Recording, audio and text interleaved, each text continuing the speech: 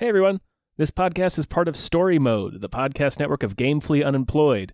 You can support us and gain access to other great exclusive podcasts like Tom and Jeff Watch Batman by heading over to patreon.com/gamefullyunemployed. That's patreon.com/GAMEFULLY unemployed, which is spelled like it sounds.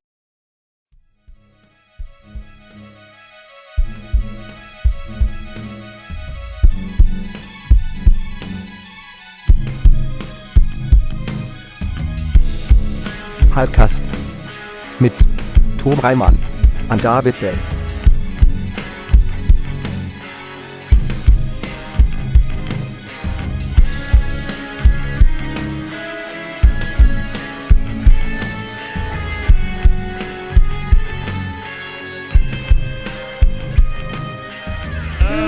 Hello everyone.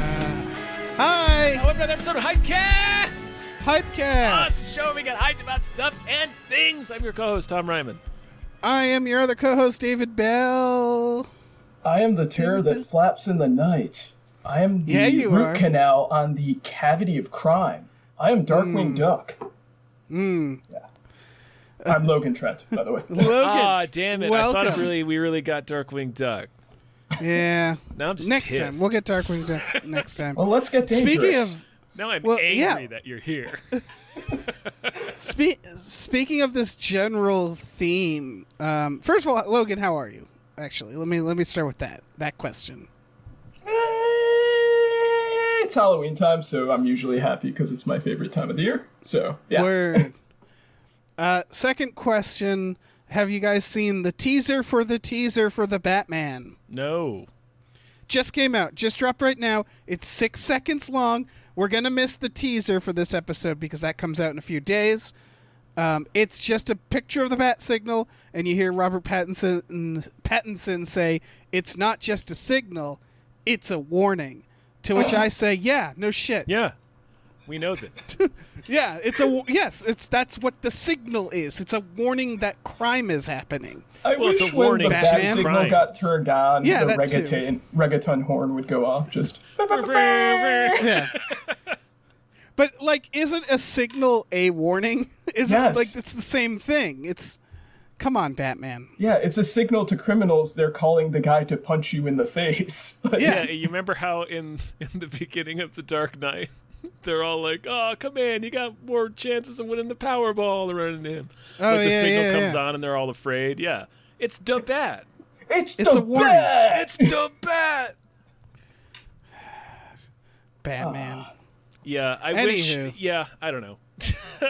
I saw a lot of people talking about his Batman voice, and it's like, boy, I wish the discourse would evolve. His voice is fine. It's just. Also, who gives a fuck? Yeah, that too. Unless it's Tom Hardy kicking in the door, doing the goofiest voice you've ever heard of, I don't give a shit. Yep. This movie has taken so long to come out where it's at the point where I really don't care about trailers for it. I just want to see it already. It's just, let's get on with it. It's kind of, it's not like VOD. Free Guy, but it's starting to get in the Free Guy realm where it's just okay, come on. Really? Because there's only that one trailer still, right? With the Nirvana song? Yeah. There's just so much nerdy shit with I guess I'm not plugged and stuff. So, I'm not plugged into any of that. I've seen little things like Lego is now they're starting. We're seeing the designs, and people are like, "Oh, that's weird. I thought it was gritty." And it's like, well, they did it for the Nolan ones too. I mean, they're gonna do it no matter what. Yeah, I have a Heath Ledger Joker action figure hanging on the wall behind me. They literally got rid of Burton because of the toys. Yeah.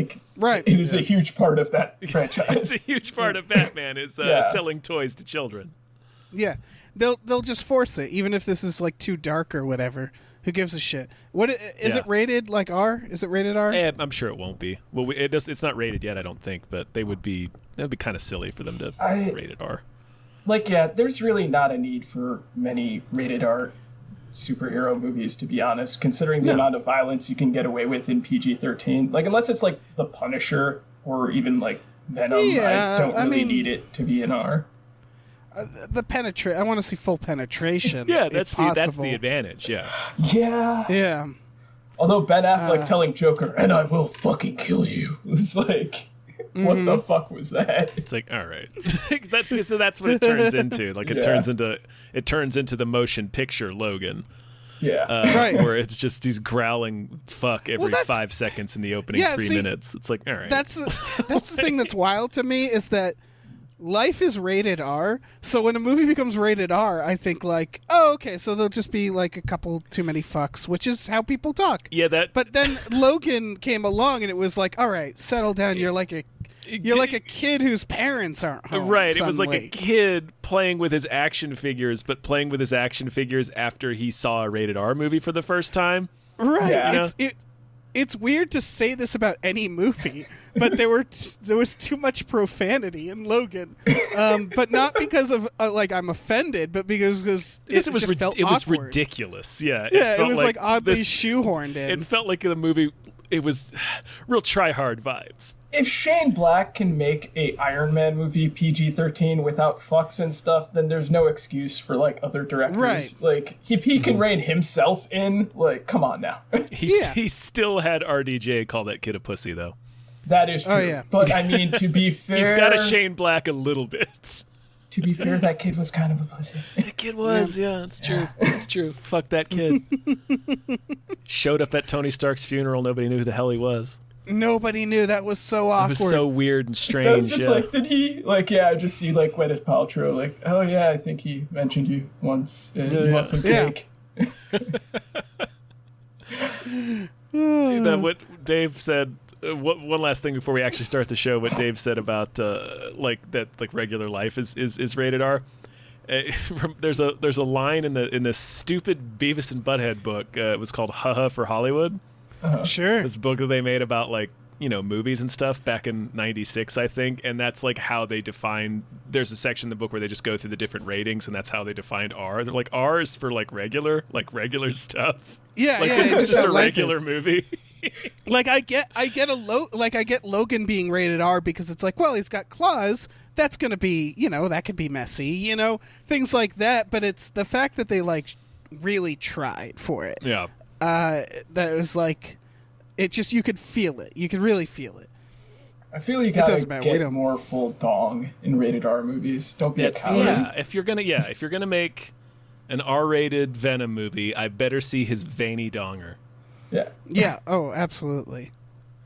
I mean, with a little Venom face on the end. Yeah, little tongue coming out of it. Yep. Tom Hardy should have been naked when he crawled into the lobster tank in the first one. Yep. Yeah. All of this. Lobster's gripping his dick. Like a making cartoon an impossible pirate. Noise in reaction.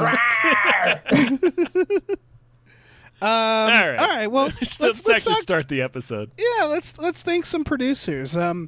Hey, big thank you to DJ Finney. Thank you so much. Woo.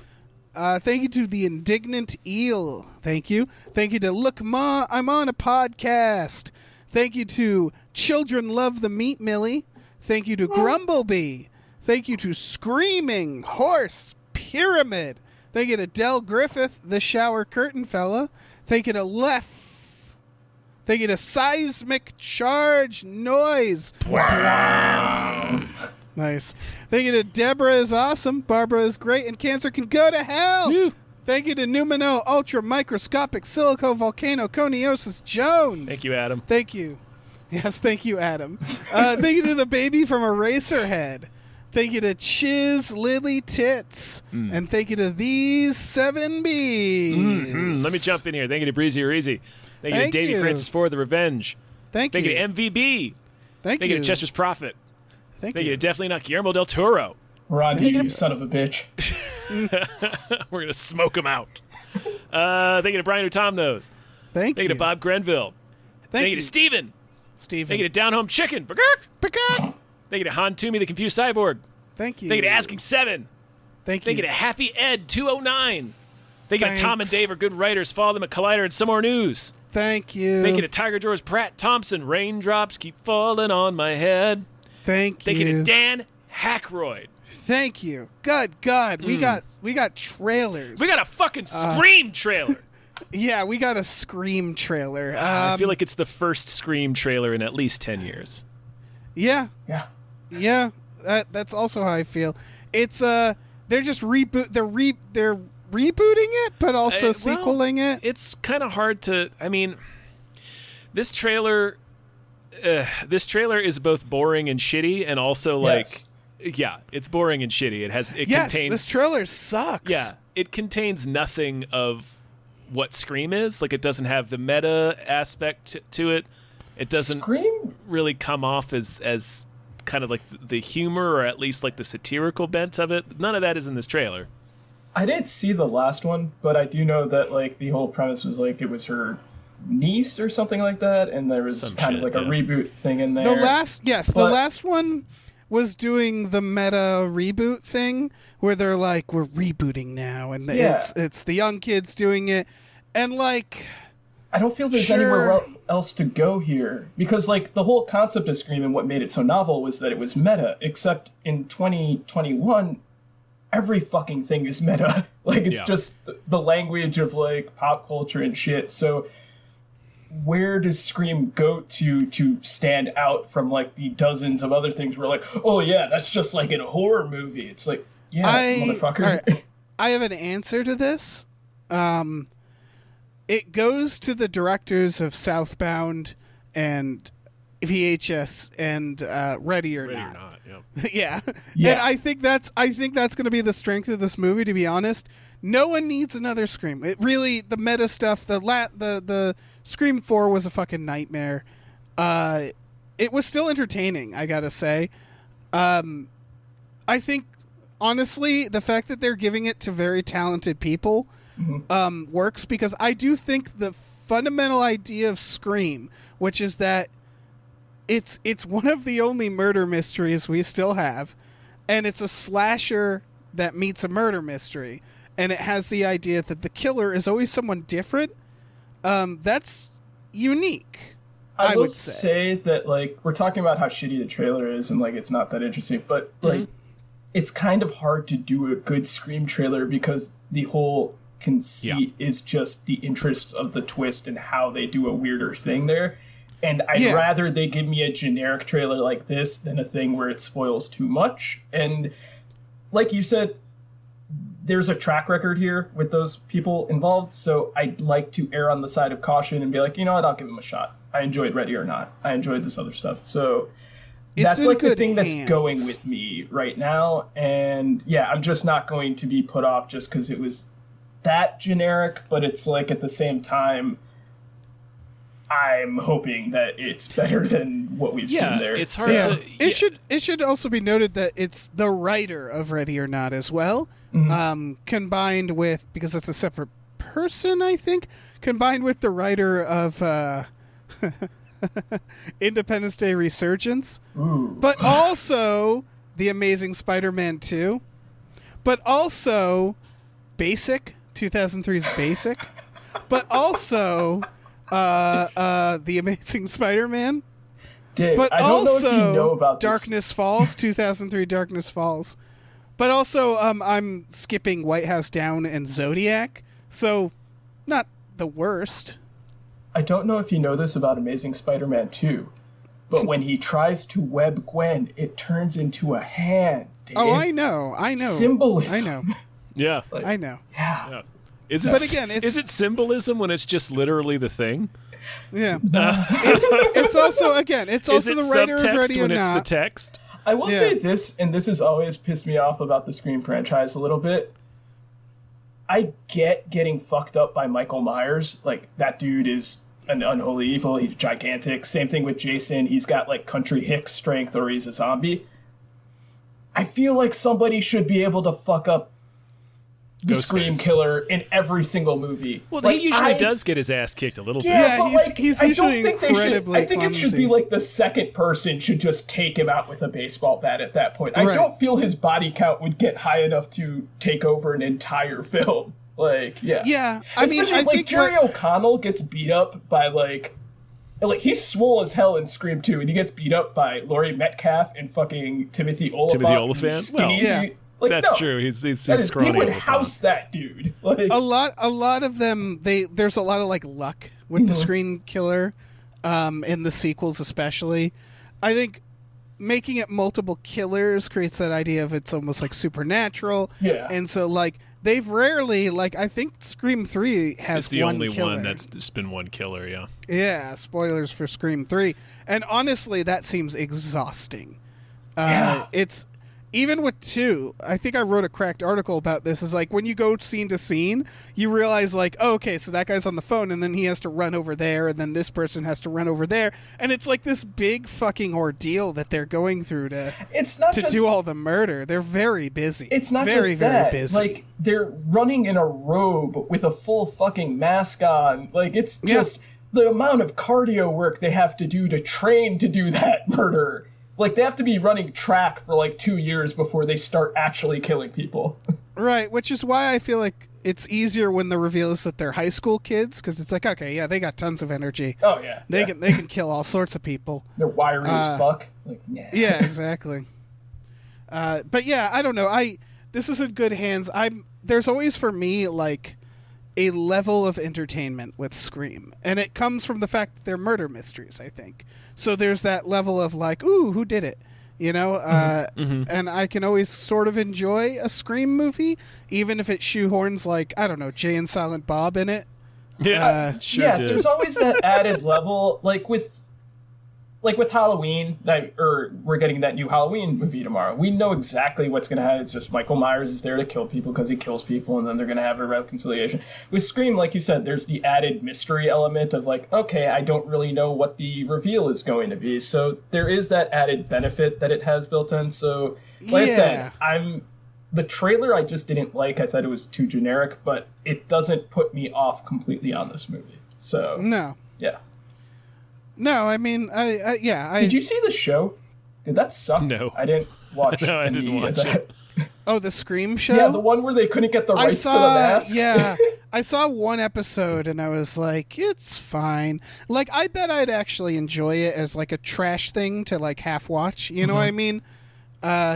So one of these days I might get around to it, but you know. Who gives a shit about this? Like, I haven't heard a single person say anything good or bad about that show.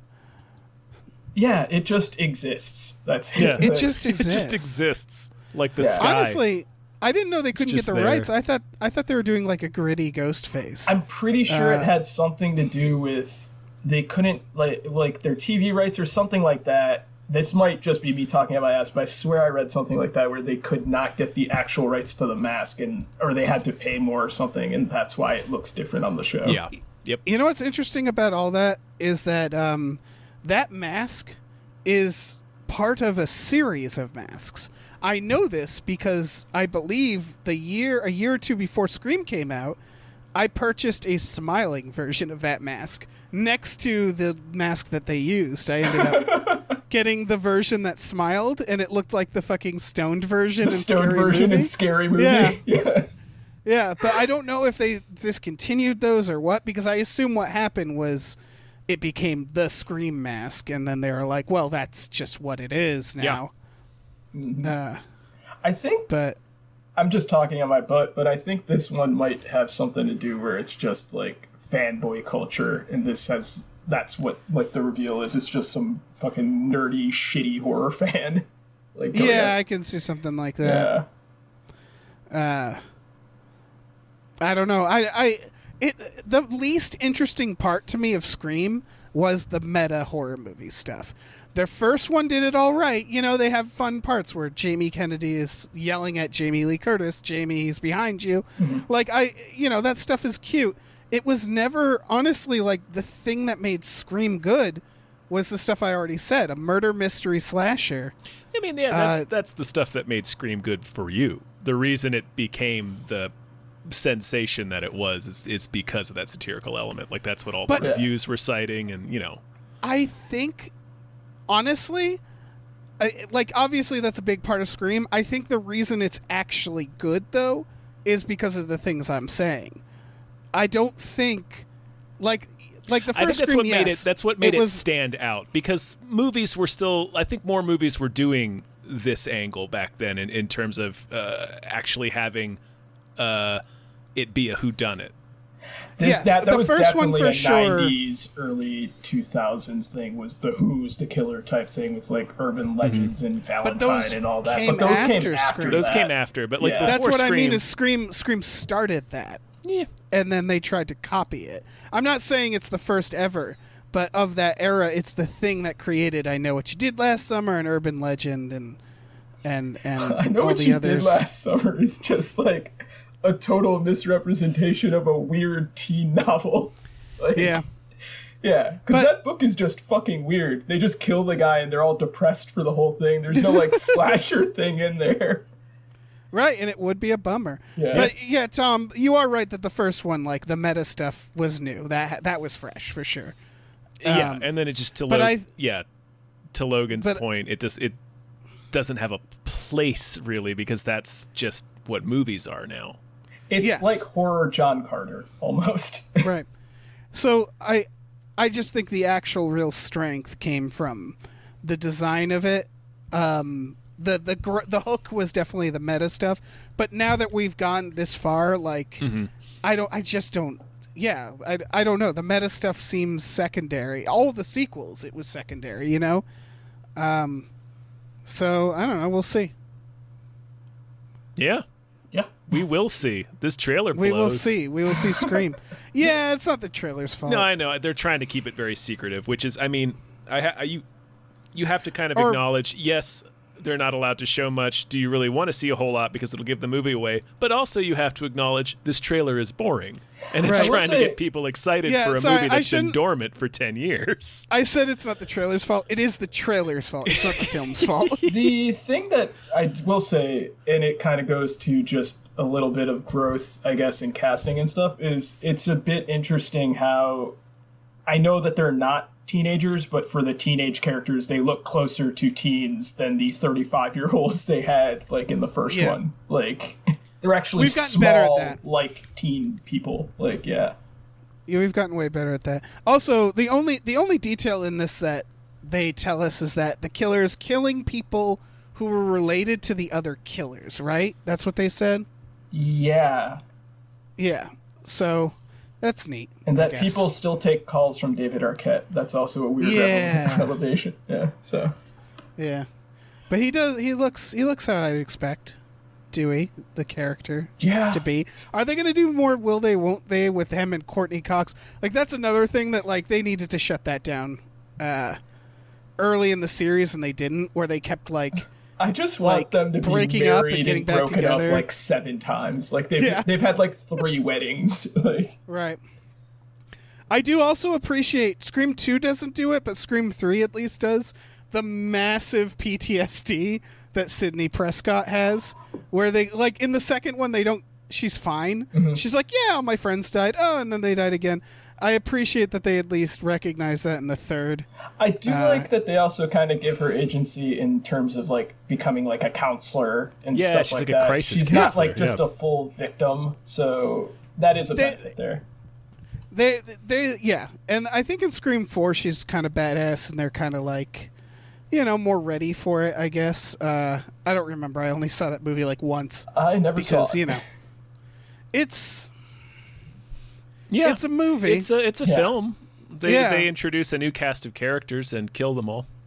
Yeah, well, I did really like that because that's every Scream, I guess. But that is, by the way, spoilers for Scream 4. Is they set up the idea of like, here are the reboot characters, and then they kill them, and they're like, never mind, and that was pretty fun.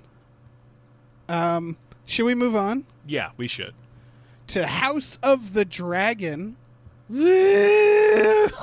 Game of Thrones.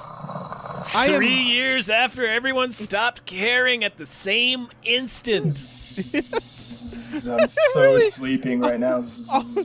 All around the globe at once, the light went out. It's like this is much like when the Sullied went out to fight the Frost. I need to make an apology because last time I was on here, we talked about the Foundation trailer, and I said like after a millennial that I did not give a shit about that stuff.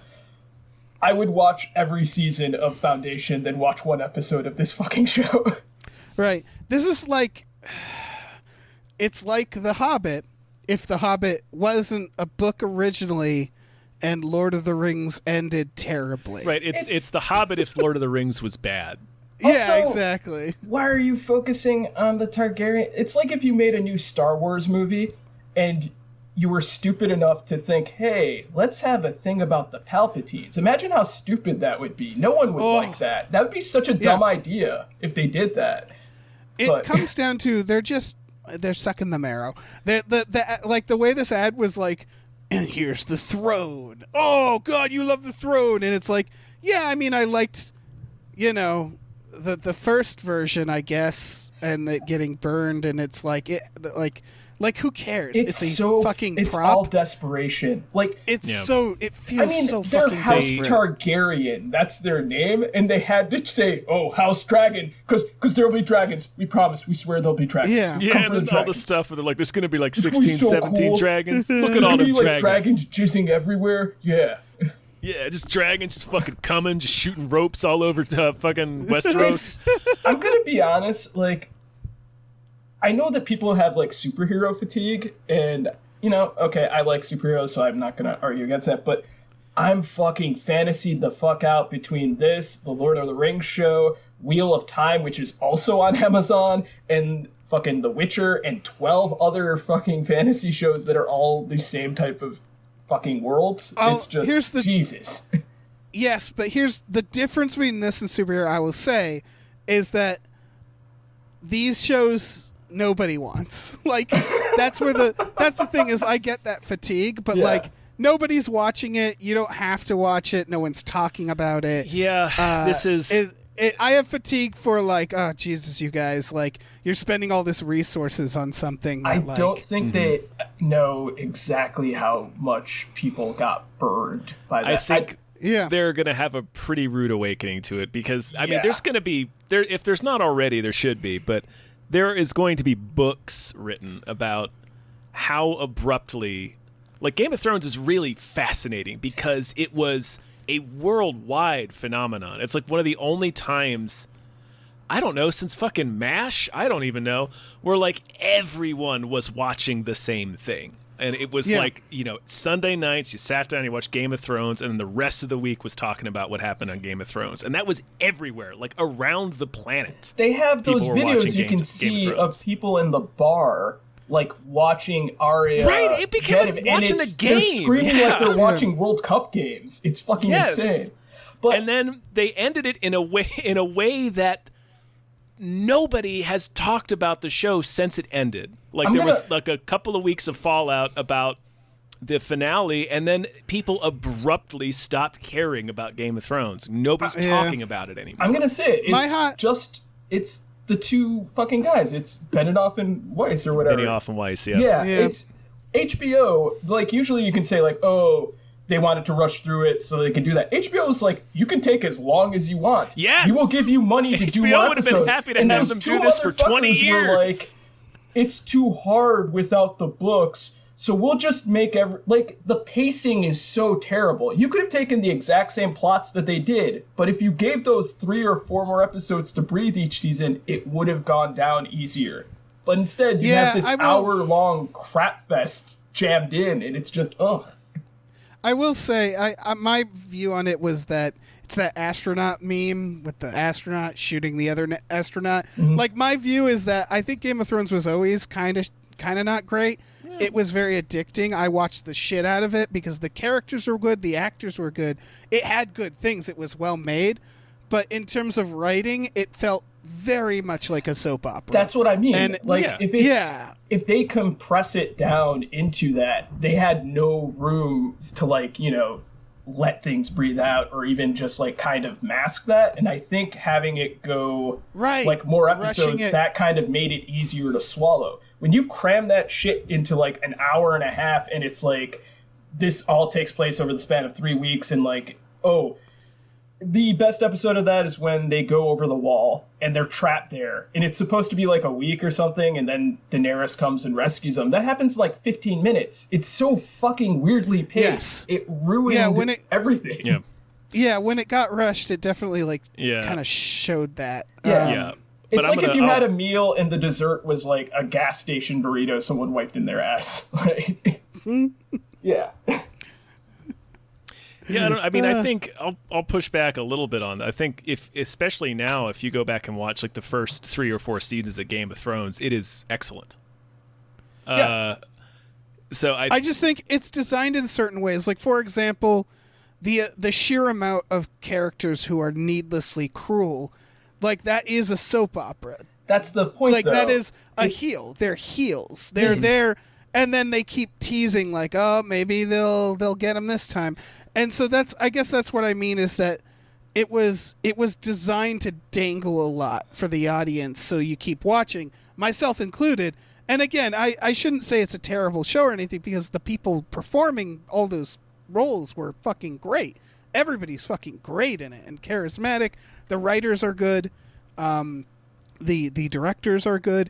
I just think the overall story was designed to basically just stretch everything out in this way that was, but that's sort of cheap. That goes back to the point. Like, if your thing is about characters and everyone loves the characters and they like spending time with the characters and they like seeing what happens to the characters via their choices and their actions and stuff, if you cram everything and eliminate all the room for characters to actually do that shit, that just ruins what people liked about the show, and you're left with just the blah.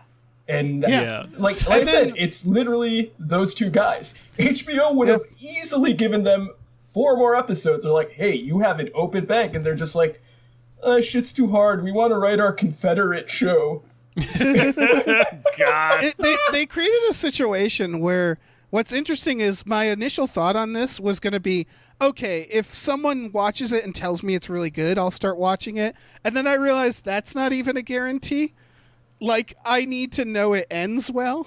I need to, like, that's what we were burnt on, was we invested all this time, and then they just fucked us over at the end. Yeah.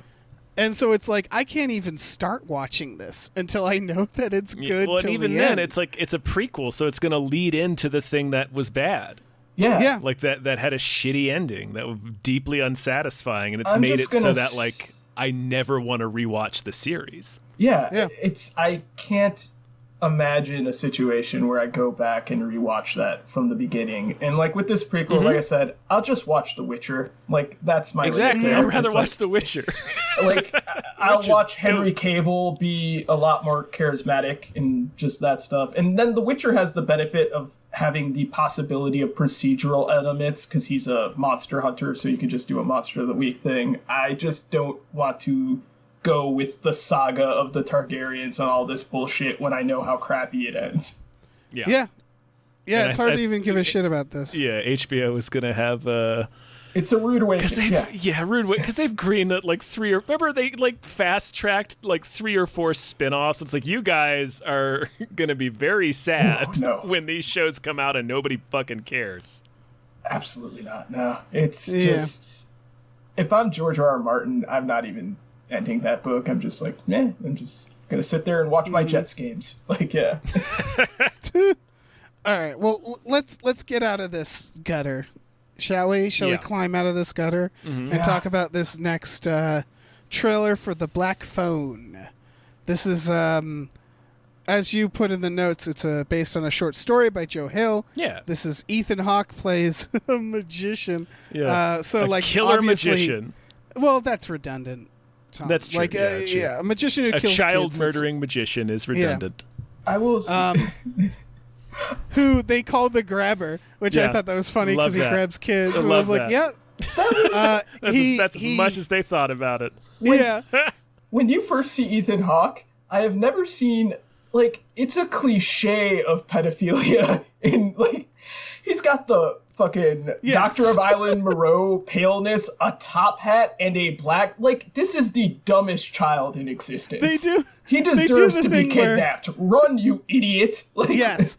They set it up by saying there's a guy who grabs kids. He's called the Grabber. And then the kid is coming home, and this van pulls up, and this guy with, like, Joker makeup comes out in a top hat, spills his, like, what is it, balloons out, or his eggs? He drops, like, eggs in his hat and shit. Yeah, and he's talking like the Joker, and he's like, I'm sorry, I'm a magician. And it's like, run, you idiot child. The only way it could have been more obvious is if he was pantsless. Like, it's so ludicrous that this child is that stupid. Like, all that said, I like the look of this, and I like the concept, because what we're getting to is, in the trailer, the kid is kidnapped. They kind of give away the whole goddamn movie, but that's all right.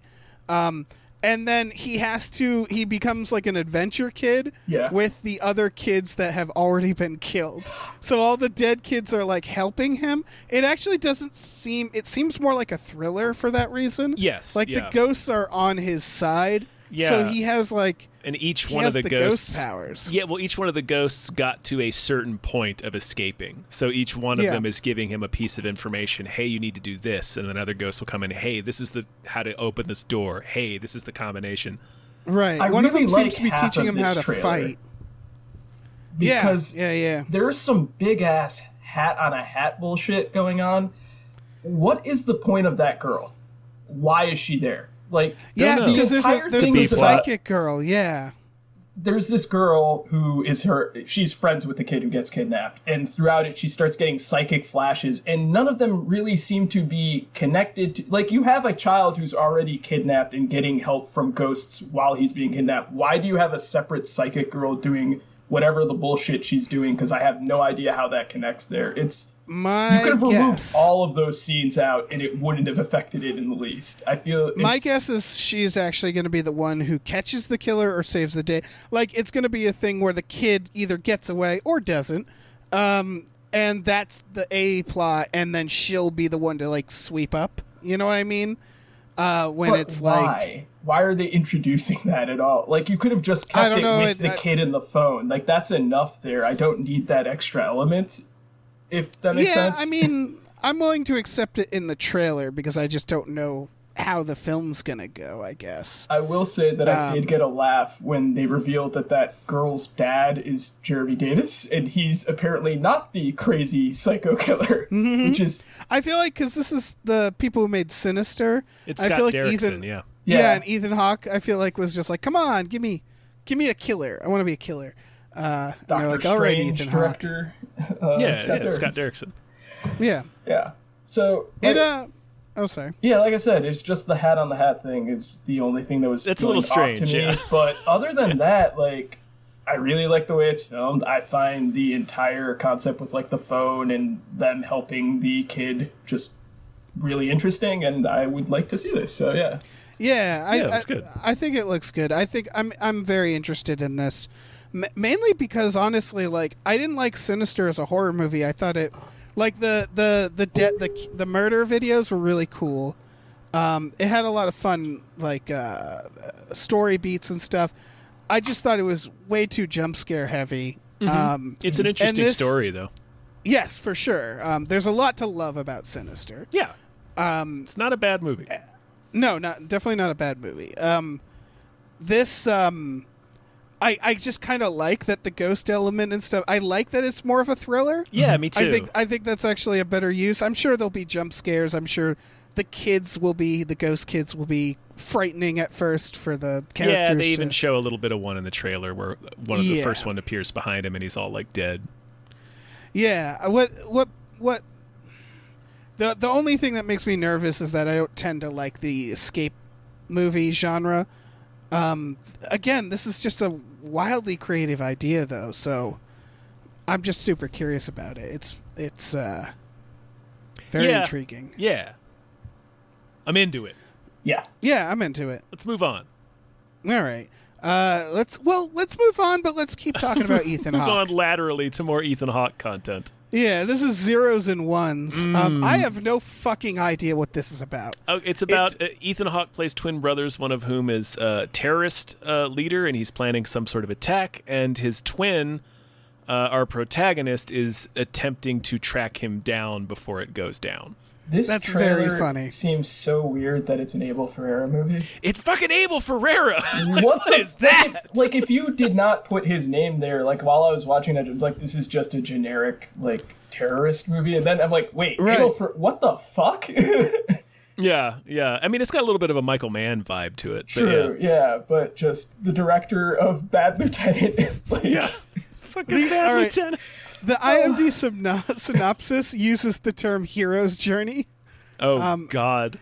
An American soldier stationed in Rome with the Vatican blown up embarks on a hero's journey to uncover and defend against an unknown enemy threatening the entire world. The enemy seems to be his twin brother. The unknown enemy seems to be very known in this trailer. The known enemy of Ethan Hawke, looking like Ethan Hawke, who is his twin brother. Seems to be his brother. Yeah. Who is Ethan Hawke? He's credited only as one person. Is this like, have they just not updated it? Was the IMDb done by someone who doesn't know what the movie is? IMDb can be pretty incorrect. It's weird because I went to the Wikipedia and there's no plot info whatsoever there either. None. So it's just, there doesn't seem to be a lot of details on this. It feels like this in the trailer. It feels like a fan-made trailer where they like took a bunch of other things from other, like it feels like it doesn't really exist. Like it like all the stuff of his twin brother is like these flashes of him talking to the camera, and it just feels like it could be like a Skype call or an interview with Ethan Hawke. Like it's such a weirdly disjointed trailer, but the music made me fucking pumped for it. I'm just like, I don't know what the fuck this is. It's fascinating. I need to watch it just to know what the hell it is. Yeah, I mean, just the fact that it's Ethan Hawke playing twin brothers in an Abel Ferrara movie, it's like, I have to watch this. Yeah, exactly. It's like I said, if you just took this on face, it looks kind of generic, and then when you see the name Abel Ferrara, you're like, okay, right. This clearly is going to be weird. I'm guessing it's like the side of Ethan Hawke that chooses movies like Predestination, where it's like they get the marketing company looks at it and they're like, we don't know how to make a trailer for this. And they're like, well, you have to make one. And they're like, all right, I guess we'll just merge together a bunch of clips. Like the trailer, the synopsis, like I don't know what to expect. I've just been enjoying the past 10 years of Ethan Hawke's career, honestly. I know. It's been great. Very fun. He's doing a great job. Yeah, he's killing it. Yeah. He's doing great. Make another Julie Delphi movie, man. I think they're done. I think they're done with that one. I don't think they're going to make any more Before Sunrise movies. Yeah, I want them when they're 60. Just, they might. Old. Who knows? It's Linklater, right? So yeah. So he might. I feel like we already knew this, but I didn't. Ethan Hawke is going to be in The Northman. That's Robert Eggers. The Robert Eggers movie, yeah. Mm-hmm. Yeah. That's... Ooh. He also announced something else the other week, and I can't remember what it was, but yeah. He's had a very interesting past 10 years. Yeah, for sure. All right, let's talk about the main event. Heart of Champions. Heart of Champions. This was an emotional roller coaster. There was a lot of things that just... Man, reveal after fucking reveal in this goddamn trailer. This trailer makes a lot of big offers very quickly. Yeah, starting with the fact that it's Michael Shannon as a rowing team as an coach. Inspiring rowing team coach. He's like, I'm going to come out here and teach you all about leadership. And then it's like produced by the Winklevoss twins. I'm like, the fuck is happening? It starts with rowing, and then you just see them, and it's like, okay, sport movie. Then you see fucking Michael Shannon. You're like, sure do. And he's just, you were the greatest rower, and then you're blah, blah, blah. It's like, you're encouraging youth? What the fuck? And then... I'm encouraging them to get in their boats and paddle away from just humanity. When this movie looks completely ridiculous with its obsession with rowing, you're just like, man, these people really fucking love rowing. out comes executive producers, Tyler and whatever his name's Winklevoss. Cameron, I think, yeah. I paused the trailer right there, got up, and walked around the room, said, "Are you fucking kidding me?" Sat down and watched the rest of that trailer. It's so absurd that they got really this made. This also takes place in 1999 at an Ivy League college. Yeah. I think they even use the font that they use for the Social Network. I was gonna say, it's like Mark Zuckerberg. Like, is there gonna be a Mark Zuckerberg analog in the B plot of this movie? There really might be. Also, Mark Zuckerberg or something. Apparently, whoever cast this movie watched Bad Boys for Life and was like, "Yes, I need to get both of those guys from the new team on there," because they have what's his name from Vikings, who plays the swole, gentle giant guy in Bad Boys for Life, and then they have Henry Melton in there, and I'm just like, why? What from that movie made you want to make them with this? So it's kind of strange. Mm-hmm. I have a weird question because I just need to make sure about this. Do colleges have deans, right? Yeah. Yeah. They don't have presidents. I ask because there's a... Some of them do. Okay, Yeah. okay. There's a credit for President Jack Harris, and I was just like, do they mean is the U.S. president gonna also be a character probably in this? the president. Yeah. I know, but I hope that the president gets involved in this rowing team. But you're right. It's probably college president. But we can hope it's the president. We can hope it's the president. Yeah, fucking Michael Shannon. Rowing. Yeah. Get in the boat! Fucking roll! You need to learn how to lead. The rowing machine doesn't teach you anything about being a leader of men. I need to know who else was up for that role, because Jesus Christ. There is Michael Shannon. There is a subset of the equivalent of direct to DVD inspiring sports movies, right? Yes. That feels like a subset where they get some A-list actor, they pay him enough, and he shows up and shits out an inspiring sports movie. Do you think that's what this is? Is that just Michael Shannon was like, I need a car, and they did this?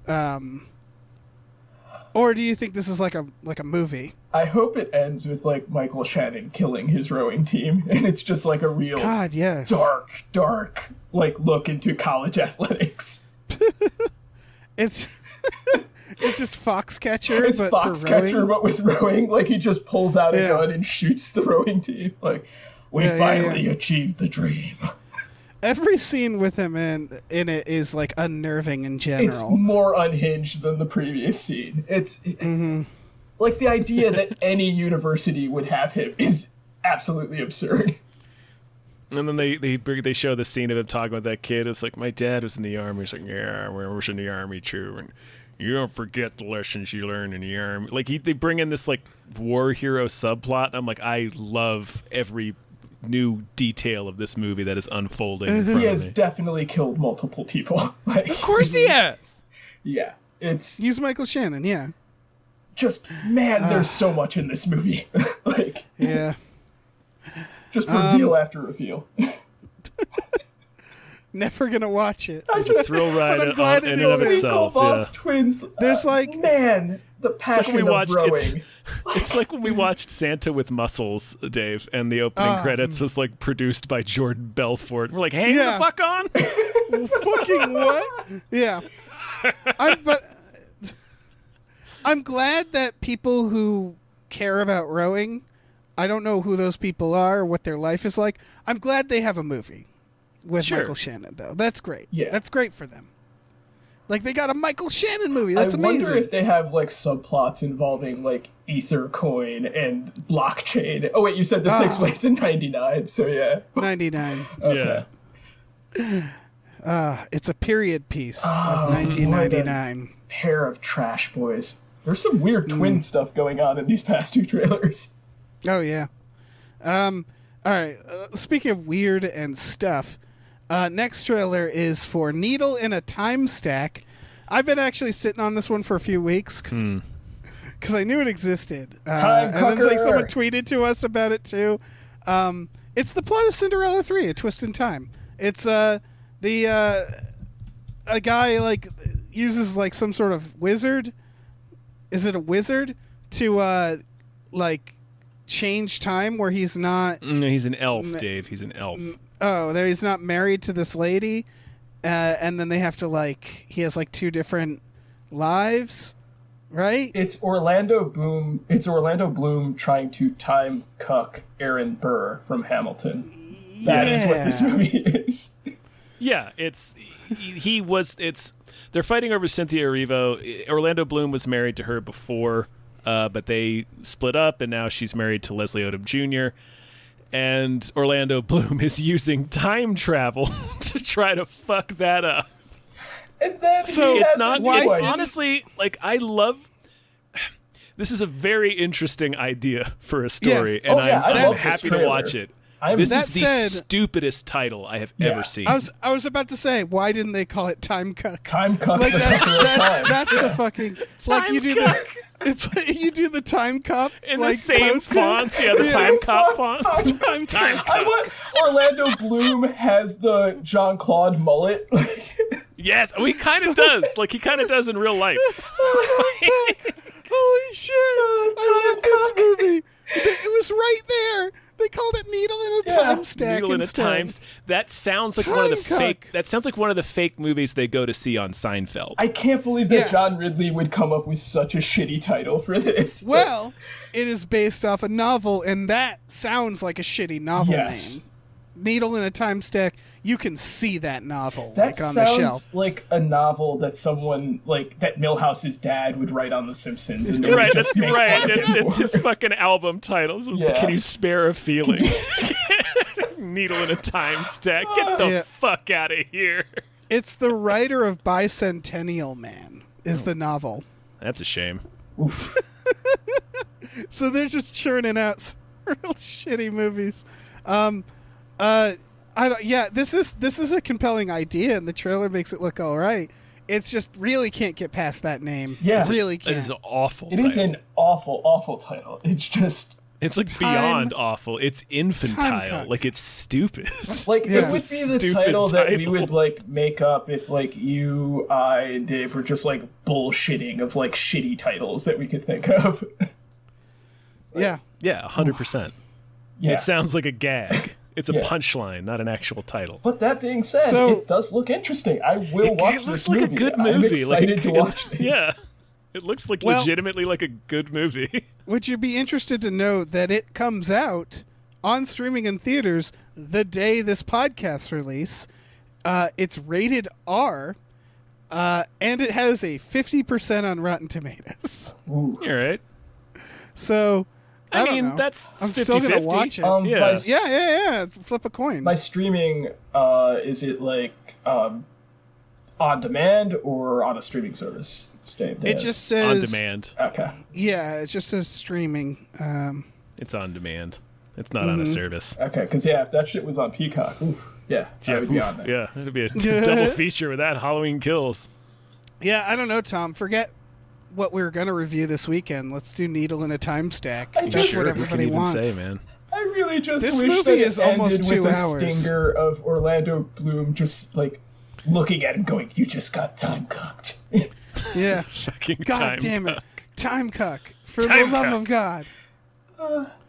Hollywood, do better. It was right there. The name was right there. It was in front of your dumb faces. It already is. There's no way it's going to be worse than Tenet, so, you know. Mm-hmm. Yeah. All right. Last trailer. I hate that we're getting into Christmas already. Mm-hmm. I hate that. It's like in 10 weeks, Dave. This is the trailer for Home Sweet Home Alone, folks. They're doing another one. I think Mac said on Twitter he's not involved with this. Yeah, he's not. I want him to be, but I don't know. Why are they British? What the hell? What's going on there? That just... There's so many why did they do that in this fucking movie trailer. Like, why is he British? It's a real... Why is Pete Holmes his dad? Yeah. Why does he look like Nick Frost drank a potion that turned him into a child? What's going on? So, like, would you believe... Oh, this is the... Okay, never mind. This is not the movie I thought it was. This is from the director of Dirty Grandpa. He also directed all of Who is America and the Ali G show, or at least some of the Ali G show. For a second, I thought Dirty Grandpa was the Johnny Knoxville one. And it gave me an idea of, wouldn't it be great to remake Home Alone where you have two of the jackasses play the robbers and have them actually get hurt? That's how you do a Home Alone. Like, that's another thing. Just, like, the casting for the robbers, too. They're just... It works with Joe Pesci and Daniel Stern because they look like scumbags and you want to see them get hurt. It's just... I don't... These two, they're like a desperate couple. It's like a husband. couple? It's Ellie Kemper and Rob Delaney. They're a husband and wife. Yeah, and Right, it looks like they're desperate for money because, like, they lost their jobs or some shit. I feel bad for them. They're going to have, like, a dead kid or something or a sick child. Yeah, that's the thing. They do not look... Like, if you're going to do this premise, just do the thing where they look like, you know, like a Joe Pesci and Daniel Stern type. He literally opens the door and is like, oh, I guess we're criminals now. And then this fucking piece of shit British kid just starts shooting him in the dick with, like, 8 balls from his fucking pool ball gun. It's the friend from Jojo Rabbit. It's Nick Frost. Okay. Yeah. It's the kid who had, like, the paper uniform in Jojo Rabbit. I mean, he's fucking great in Jojo Rabbit. So. He is. But this shit's like, it's like Don't Breathe, where, like, you like, it's true that the people breaking in, they seem like, oh, they're just having a hard time. I don't know. Yeah, they don't seem evil. Like you said, he seems hesitant. And then this kid just cracks their head with an 8-ball. You know what they should have done? They should have reversed it. They should have had it be a poor household and just had these be, like, rich, drunk assholes just, like, fucking around with poor people. And he's just like, no. No. Yeah. Wrong reverse. What you do is you have kids break in and an adult beat the crap out of them. Only if it's Chris Hemsworth. Ways. And he's exactly as swole as he is in Extraction. And he just houses the Christ those out of motherfuckers. these kids. Yeah. Beating them so bad they can't eat food anymore. Yeah. The movie isn't hurting anybody ultimately, no, I don't care. And I will say to the to the movie's credit, I really liked the trampoline thing. That was a nice diversion. Yeah, that was tactic. dumb. Yeah. I enjoyed it. It is weird. It feels off because it is like a remake. Like they're having her say the same lines. It's a remake, but they show a cop coming to, like, the scene, and he has McAllister on his name tag. So I'm guessing it's Buzz, because it looked like I think that's Buzz. It's Buzz, yeah. So just what? Oh yeah, the actor is in this as Buzz. Yeah, like this is exactly what happened to me as a child. Oh my god! Like, what are the fucking odds? Yeah, holy shit. Very low, Buzz. Very low. Yeah, this is all right. So.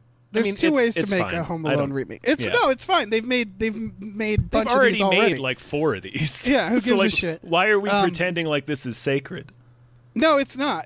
I don't think it ever was, to be honest. I don't think anybody. We all love Home Alone. Yeah, like all love it. I'm just more responding to like there's a lot of like Twitter pouting and like it's this trailer's getting ripped up on YouTube. It's like seriously? People. Yeah, it's like they already made 4 of these assholes. Yeah, like, no, what who are gives you, a shit? Oh god, what are you fucking bitching about? Imagine holding what I'll Home say, Alone though. on sacred grounds, you whiny little shits. Yeah, it's fucking Home Alone, you piece of shit. The first Home Alone is a great film. It's a great film, at this point, but like they've made 4 sequels, like 2 direct to video, I think. Yeah. But here's what I'll say is I do think there are missed opportunities. One being Jackass Home Alone. Like that I would watch the shit out of. It's not the spirit of the original Home Alone. It would be like an R-rated Home Alone.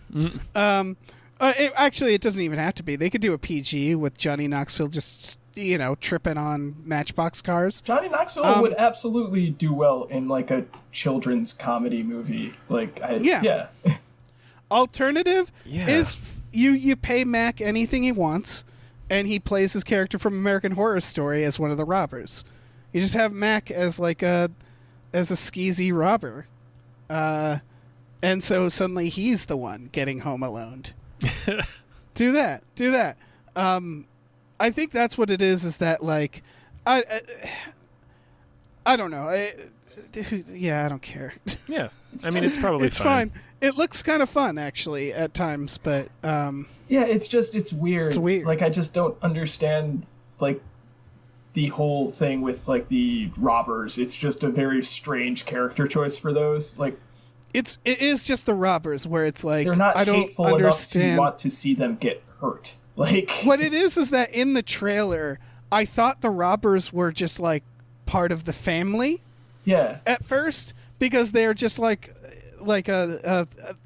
they just seemed like a funny, scared couple, and I thought it was like some other unrelated thing in the movie, and then it reveals like no, they're the robbers, and it was like they don't seem to want to rob it. And so when this kid attacks them, you'd think they'd leave immediately. Yeah, after you got hit with first billiard ball, I'm like, fuck this, and calling it a day. Yeah, but the kid saw your face, so you're going to have to kill that kid. Yeah, now he's got to die, Yeah. And he's British, so fucking... Yeah, I mean, it's strike 2 and 3 right there. Yeah. This has a great cast, by the way. It's got Kenan Thompson, Andrew Daly, Chris Parnell. See, and then again, Kenan Thompson and Chris Parnell could have been better as the burglars. Like, that's just... Right there, that would have been a better cast. I mean, these... I think Ellie Kemper and Rob Delaney are fine. It's just weird that they made the characters the way they are. Yeah. They would have been good. Just make them like the mustache scumbags. twirling. Yeah, make them cartoony mustache. Yeah, it's just make them both do just Joe Pesci impressions. I don't know. And in terms of like just how close like some of the lines are and stuff to the first one, I just don't understand the want of doing that because you could just watch the original on Disney Plus because I think that's a Disney movie, right? I don't know. I hope they can like continue reminding kids that cops cannot be trusted and are useless at best. Because that's what the first one did a good job at teaching kids. It should have been cops breaking into houses because they know that the families are gone for there. So it's just ACAB the movie. Yeah.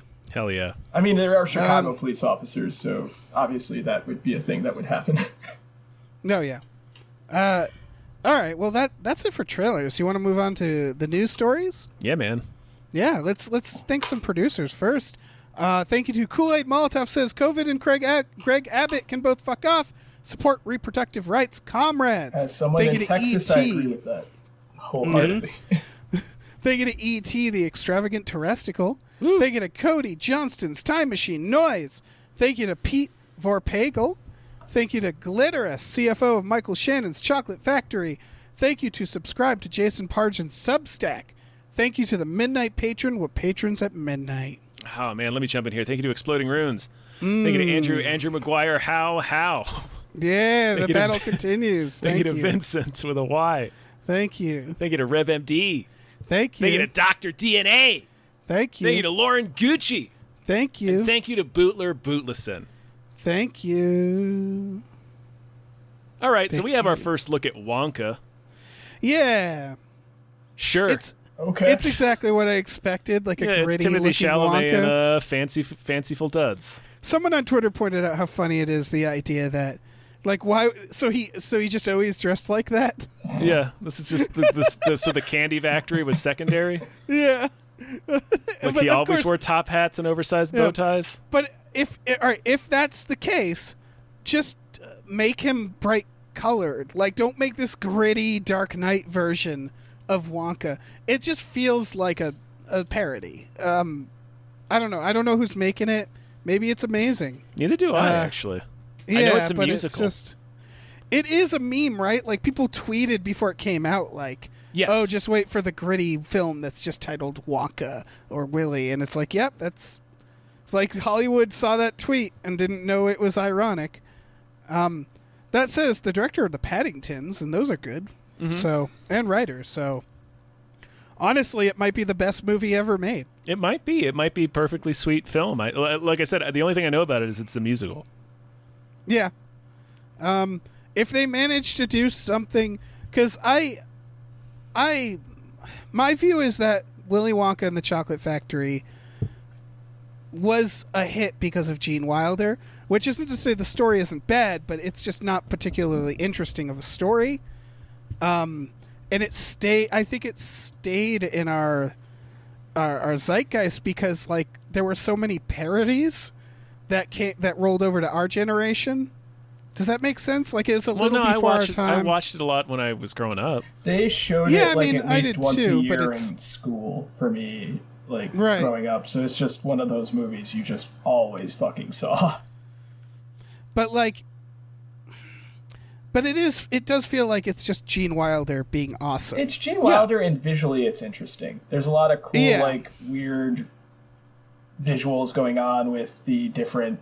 rooms in the factory and just like the it's also I'm sorry, Logan, finish your thought. No, like with the I'm trying to think of the term for how to describe how it looks very like 60s moddy British kind of like there's a unique feel to it, where these other ones like the fucking Burton ones is just very Tim Burton-y feeling, and it's just like it's not a bad Tim Burton fit. It's what I was going to say is the gags about the gritty Wonka aside, Roald Dahl stories are dark as fuck. Yeah. And part of what makes the original Charlie and the Chocolate Factory so memorable is that it's fucking dark.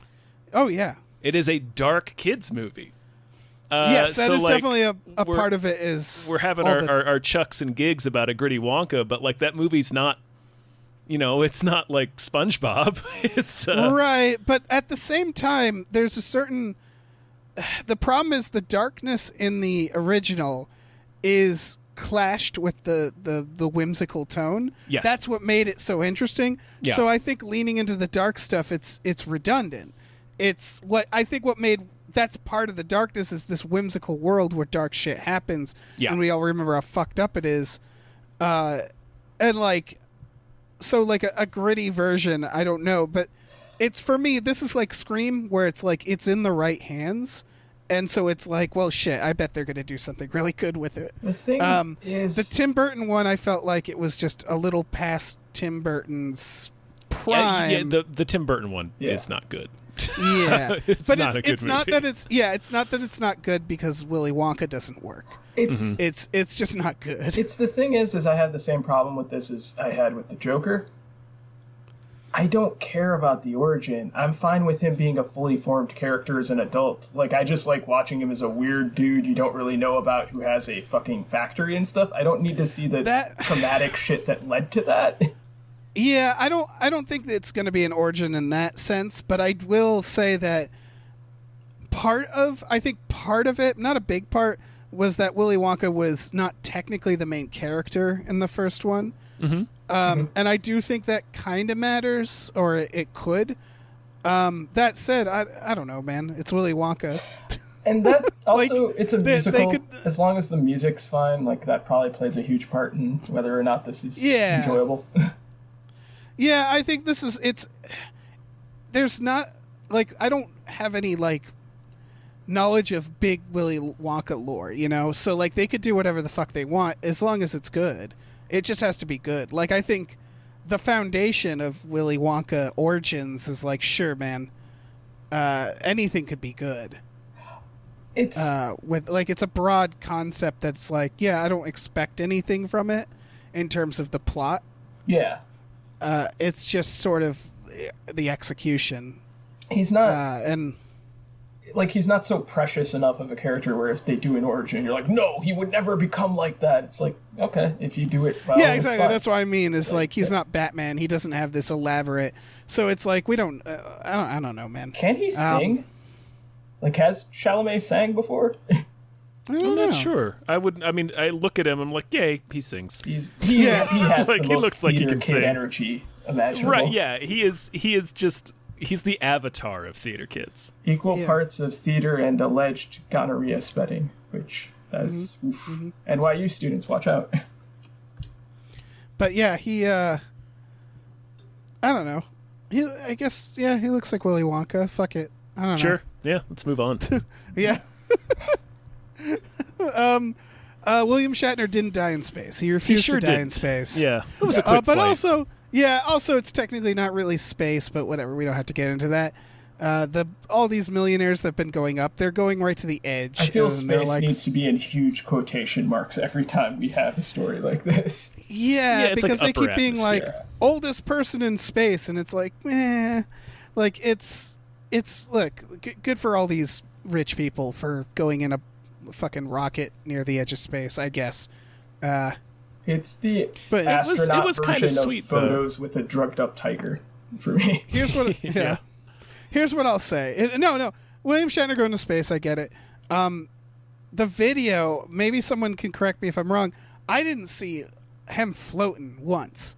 He stayed near his seat and like moved around a little, and I personally needed to see William Shatner fucking just floating there like a peanut in the ocean, like just floating in space. That's what it was like. That's what we get out of it. You know what I mean? Like he gets to go to space. We get to see his 90-year-old body floating around, bouncing off of the wall, and I didn't get to see that. So like I got nothing out of this. How much extra toupee glue do you think he put on before he went up there? Yeah, like his hair just floats off of him. Yeah. But whatever, I mean, good for him. Like, sucked up in the air intake or something and brings down the whole rocket. Tragedy just cracks struck in half like the fucking Shatner's Titanic. Toupee killed everyone. Yeah. Just jackknifing back down to the earth. It's just the only remnant in space of that shuttle is a fucking toupee floating around orbiting Earth for all of time. Like just yeah, and then it graphs with some alien intelligence like the Voyager satellite in Star Trek the Motion Picture and becomes V'ger. Oh, that'd be great. All right, that's all I have to say about that. Yeah, I don't have anything else. All right, do we need to discuss by Superman? No. Superman's son. Yeah, that sounds good. Sure, who gives a shit? Sounds good. I don't know. I don't read Superman. Yeah. I saw some very funny people saying like superhero movies they got to keep sexuality out of it, and it's like have you read any? Yeah, have you seen any These superhero are the horniest motherfuckers ever, man. Yeah, and they always have it's just because they always it's another have a love guy. interest. Always. Yeah, they always have a love interest. Always. The only thing I will say as someone who reads comics and shit like that, this is a demonstration of growth for DC. As they used to have these characters called Midnighter and Apollo, who were basically gay Superman and Batman from Wildstorm, and there was a huge hubbub internally about that, in the early thousands, that they basically canceled the book and stuff. So at least they've grown to a point where they can do this with an actual Superman and have it be celebrated. So for those people who need representation like that, aces. And then for those who have a problem, I don't give a shit. You clearly don't care about superheroes, so fuck off. I really don't care about your opinion. That's all I really have to say on that. Yeah. I think that sums it up. All right, let's fucking move on. Let's thank some more patrons, shall we? Yeah, let's do it. Big thank you to Tux. Thank you, Tux. Thank you to Ricky Cilantro. Thank you to Norm from Cheers. Thank you to Space McNulty. Thank you. Thank you to Oh Great, It's That Guy. Thank you to Nolan Mayton. Thank you to Andrew Hal McGuire. I can't wait to see how that evolves. Thank you to AJ. Thank you to Tip Drizzle. All right, let me jump in here. Thank you to Burrito Mouth. Thank you to Mrs. Voidus. Thank you to the Ghost of Dave Thomas. Thank you. Thank you to Aaron Burser. Thank you. Thank you to David Knife Boot, Ensign Knife MBA Boot. CPA. Thank you to Christopher Robert Sparts, Esquire. Thank you. Thank you to Mackenzie Fuck Shuffling with Willem Dafoe's confusingly large dick. Chill. Thank you. Thank you to Funky J. Thank you. And thank you to Pie Guy. Pie Guy. Pie Guy. Dave. Dave. What? What is it? Pull the Shatner hair out of your fucking ears. And listen to me. Listen. All right. Do you have a movie that deserves more hype? You know, I do. Oh, shit. Yeah. Oh, what luck, Logan. I'm so excited you're here for Dios. this. Yeah. Yeah.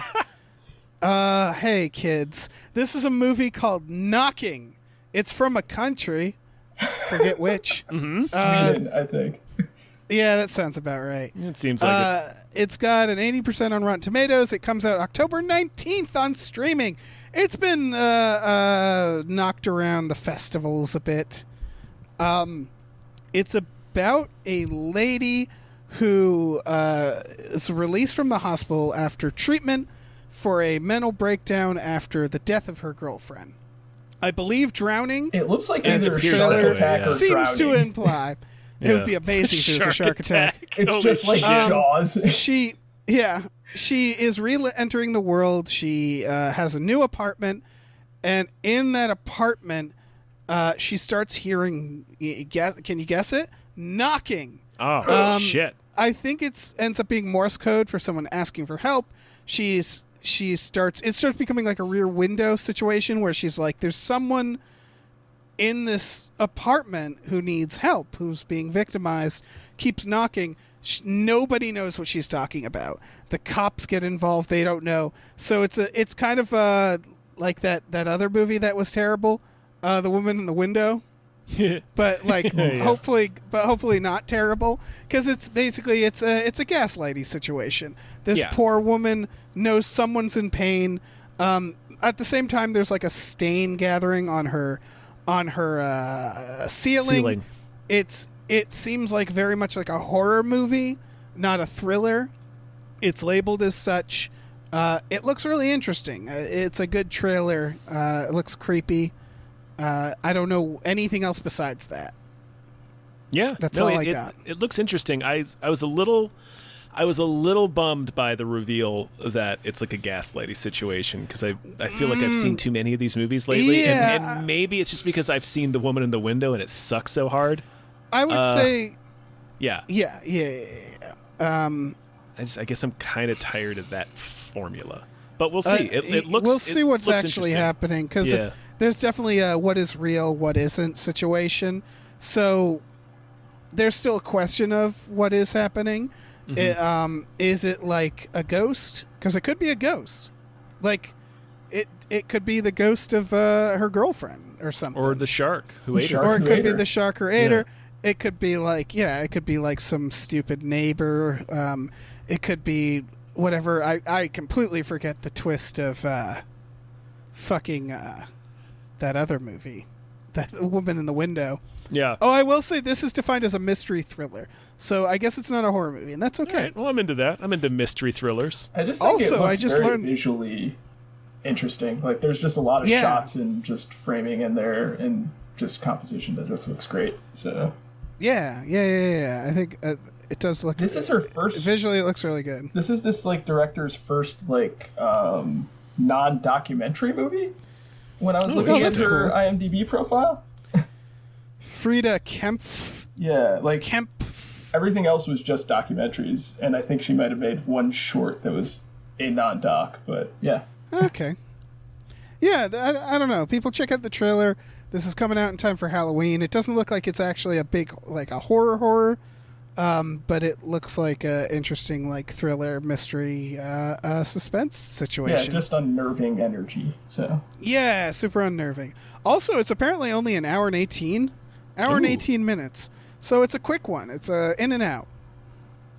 In and out. Look wherever movies. Look wherever movies happen. Yeah. Oh shit! The festival that it got good reviews at is something called Sundance.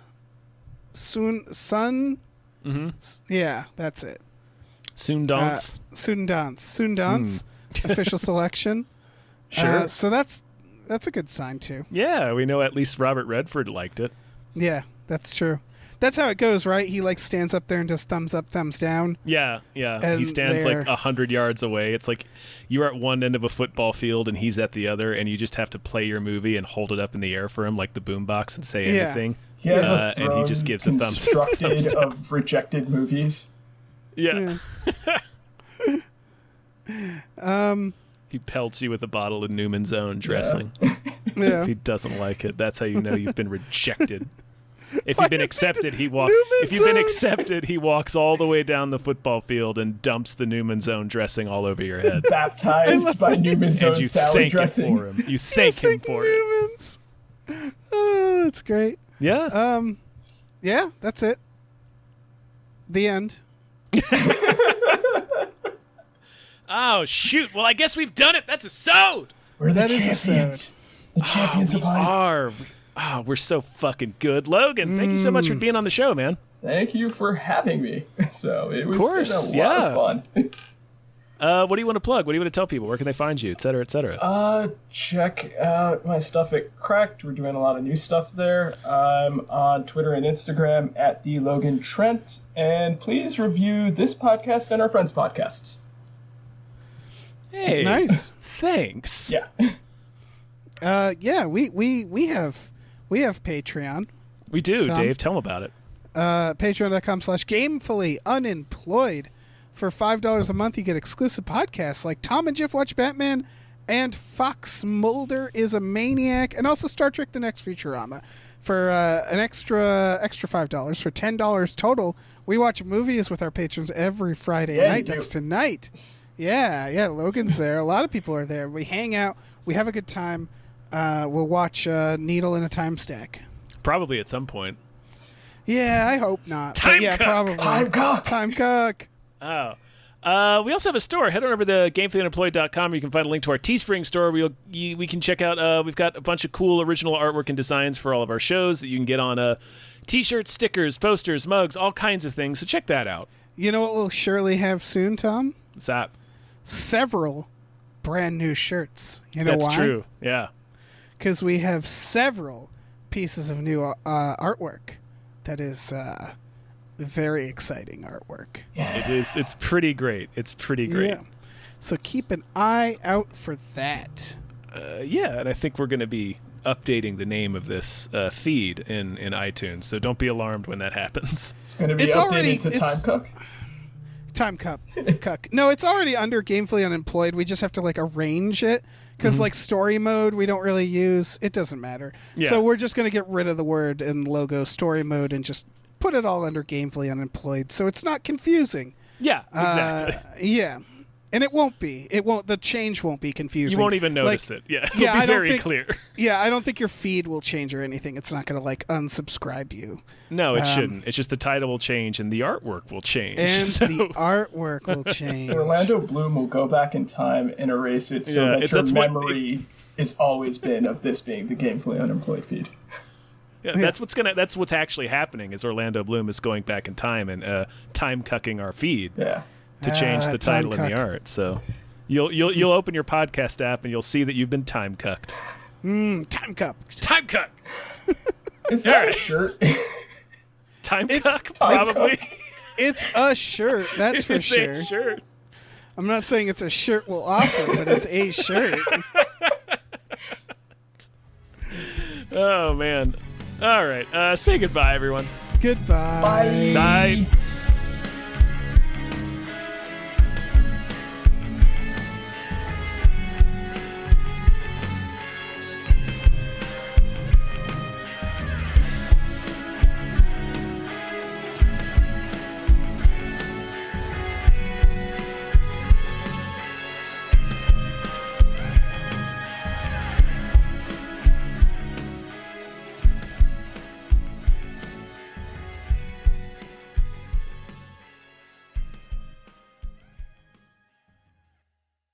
Our music is produced by Chris Corlew. You can follow him on Twitter at @thecorlew, Corlew, and find more music at shipwreckedsailor.bandcamp.com. Our artwork is produced by Justin Brown. You can follow him on Twitter at @JustinTBrown, and find more of his artwork at artnessbyjustinbrown.com and justinbrown.info.